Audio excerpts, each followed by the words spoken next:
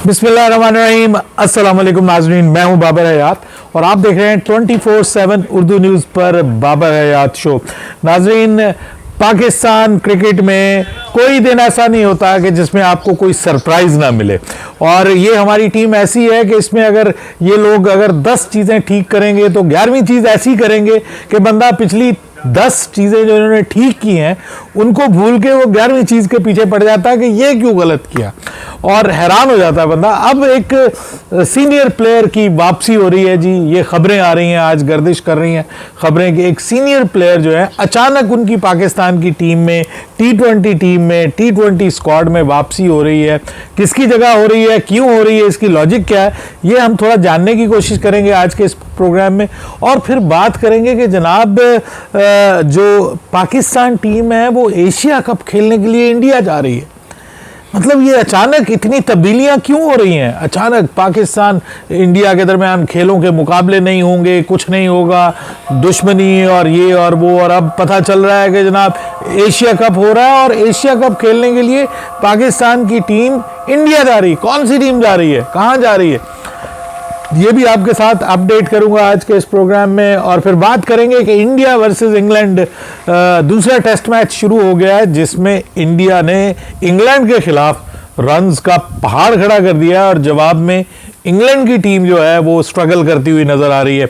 इसमें शुभमन गिल, जिसको Prince of Indian cricket कहा जाता है, उसने कमाल कर दिया है जी। क्या जबरदस्त किस्म की बारी खेली है इंग्लैंड के अंदर, इंग्लैंड के खिलाफ, इसके ऊपर भी बात करेंगे। लेकिन आगे बढ़ने से पहले आपसे गुजारिश कि अगर आप हमारे नए व्यूअर हैं तो प्लीज हमारे इस चैनल को जल्दी से कर लीजिएगा सब्सक्राइब और बेल आइकन को पुश करना मत भूलिएगा। मुझे फॉलो कीजिए इंस्टाग्राम पे @बाबर हयात शो और हमारे पेज को फेसबुक पे लाइक कर लीजिएगा। तो जनाब सबसे पहले बात करते हैं इंडिया वर्सेस इंग्लैंड की बात कर लेते हैं। अभी अभी मैच खत्म हुआ है, दूसरे दिन का खेल, और क्या जबरदस्त बल्लेबाजी की है भाई।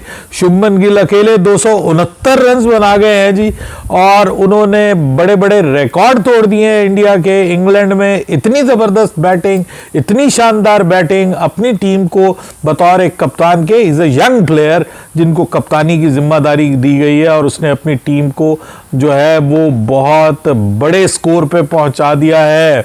इंग्लैंड की टीम राइट नाउ मुश्किलात का शिकार नजर आ रही है क्योंकि जो बैटिंग में उन्होंने रन्स का पहाड़ खड़ा किया, 587 रन्स बना दिए। जवाब में मैच जो है वो अगर आप ख़त्म होने की बात करें तो ऑलमोस्ट जो है वो मैच ख़त्म होने के करीब है और 72 पे इंग्लैंड के 3 खिलाड़ी आउट कर दिए हैं। यानी एक तरफ खुद उन्होंने 587 रन्स का पहाड़ खड़ा कर दिया है और ये वो रन्स होते हैं नाजरीन के जब कोई टीम इतने रन्स पहली इनिंग्स में बना ले तो फिर उसका हारना जो होता है ना उस मैच में वो बहुत मुश्किल हो जाता है। दूसरी टीम के ऊपर दबाव बहुत बढ़ जाता है। इस मैच में जायसवाल ने भी 87 रन्स किए हैं लेकिन 289 रन्स की जो इनिंग्स खेली है शुभमन गिल ने, 387 बॉलों पे 30 उसमें चौके लगाए हैं, 3 छक्के लगाए हैं। तूफानी इनिंग्स है जी, बिल्कुल विदाउट एनी डाउट। और इसके बाद भाई रविंद्र जडेजा भी चल गए, उनके 89 उन्होंने भी किया और वाशिंगटन सुंदर भी 42 कर गए और यूं एक बहुत बड़ा टारगेट सेट कर दिया है। और मुझे लग रहा है कि इस मैच में इंग्लैंड जो है वो खतरे में दिखाई दे रही है क्योंकि बहुत सारे मेरे व्यूअर्स कह रहे थे कि जी इंग्लैंड कम बैक करेगी, तो मुझे तो अब इंग्लैंड कम बैक करती हुई दिखाई नहीं दे रही। अब 3 प्लेयर्स भी आपके आउट हो जाएं, 587 रन बन जाएं, तो फिर मुझे नहीं लगता कि इंग्लैंड के लिए ये मैच बचाना इतना आसान होगा। Still it is not impossible, चीजें होती रहती है। उनके भी, इंडिया के भी शुरू के प्लेयर्स जल्दी आउट हो गए थे, लेकिन ये है कि अगेन मैं ये कहता हूं कि things are very tough for England, things are very tough for Pakistan as well, क्योंकि जनाब बांग्लादेश के खिलाफ सीरीज में पाकिस्तान कमाल करने जा रहा है। देखिए पिछली बार इन्होंने हमें शादाब खान को एंटर करके, और उससे पहले आपको याद होगा कि परफॉर्मेंस नहीं थी फ़हीम अशरफ की, उनको भी शामिल किया गया और सब लोगों ने ये कहा कि जी ये पर्ची है, ये सिफारिश है, किसी सियासी शख्सियत की सिफारिश है, वो फूलनगर वाले राणों की सिफारिश है, कुछ इस किस्म का उनके ऊपर इल्ज़ाम लगता रहा। लेकिन यहाँ पे अब उसके बाद फिर आपको पता है शादाब खान आ गए, तो शादाब खान के ऊपर भी यही इल्ज़ाम था कि भाई शादाब खान भी पर्ची है, ये वो जिसको पंजाबी में सौरा जुआई वाला चक्कर है, दामाद और सुसर वाला, वो सकलैन मुश्ताक और ये और वो, मतलब वो खबर हमें पहले सुनने को मिली। बहरहाल अब वो तो बाहर हो गए शादाब खान। तो क्या शादाब खान की जगह ये फैसला किया गया है? हैरान कुन फैसला है सर। मोहम्मद नवाज को वापस लाया जा रहा है। मोहम्मद नवाज, मुझे ये नहीं है कि मुझे कोई नापसंद है प्लेयर, अच्छा प्लेयर है, अच्छा यूटिलिटी प्लेयर है, फील्डर भी अच्छा है, उसके बाद बॉलिंग आजकल उसकी बस डामाडोल है। मैं सच्ची आपको बात बताऊं कि बॉलिंग उसकी डामाडोल है, बैटिंग में गुजारा करता है। अगर आप टॉप पे तीसरे चौथे पे किसी मैच में उसको खिलाएं तो वो मैच विनिंग इनिंग्स भी खेल सकता है, अच्छी हिटिंग भी कर लेता है, मतलब एक अच्छा ऑलराउंडर ज़रूर है। लेकिन करंट फॉर्म उसकी जो है वो ऐसी नहीं है कि आप उसको यंगस्टर्स के ऊपर लेके आए। फैसल अकरम खड़ा हुआ है, मेहरान मुमताज़ है, वो मिन्हास है, अरफात मिन्हास, ये यंगस्टर्स हैं। आपको अपने यंगस्टर्स के ऊपर इन्वेस्ट करने की ज़रूरत है। अगर ये बात सच होती है और ये खबर दुरुस्त साबित होती है कि मोहम्मद नवाज टीम में वापसी करने जा रहे हैं, तो भाई मुझे दुख होगा इस बात के ऊपर कि मतलब ये पाकिस्तान क्रिकेट बोर्ड आखिर और टीम मैनेजमेंट आखिर करती क्या है।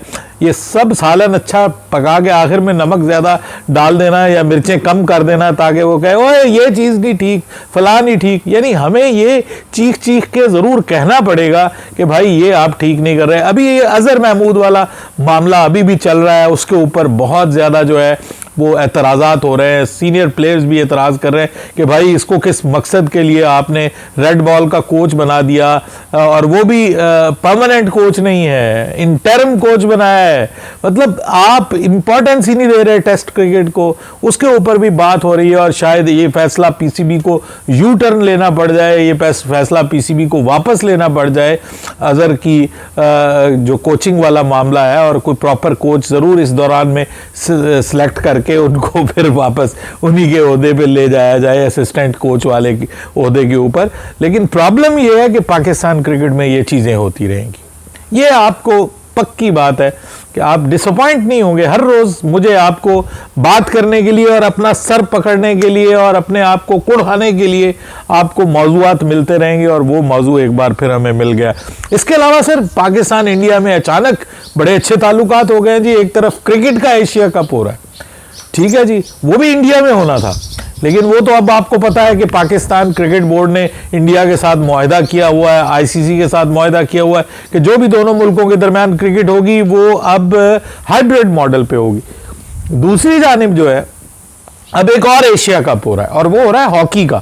अभी रिसेंटली पाकिस्तान की हॉकी टीम आपको पता फाइनल में भी पहुंची थी, और बड़ा जो है वो ज़बरदस्त किस्म का पाकिस्तान की हॉकी टीम ने परफॉर्म किया था। और फिर प्रो लीग जो है उसमें भी उनके जाने की बात हो रही थी, तो उन पाकिस्तान टीम को इनवाइट किया गया था। बड़े अच्छे यंगस्टर्स आ गए हैं पाकिस्तान की हॉकी टीम में। अब खबर ये आ रही कि जनाब हॉकी का एशिया कप जो है वो 27 अगस्त से इंडिया में स्टार्ट हो रहा है, और इंडियन गवर्नमेंट ने पाकिस्तान की हॉकी टीम को इंडिया आने के लिए एनओसी जारी कर दिया है। Wow, amazing.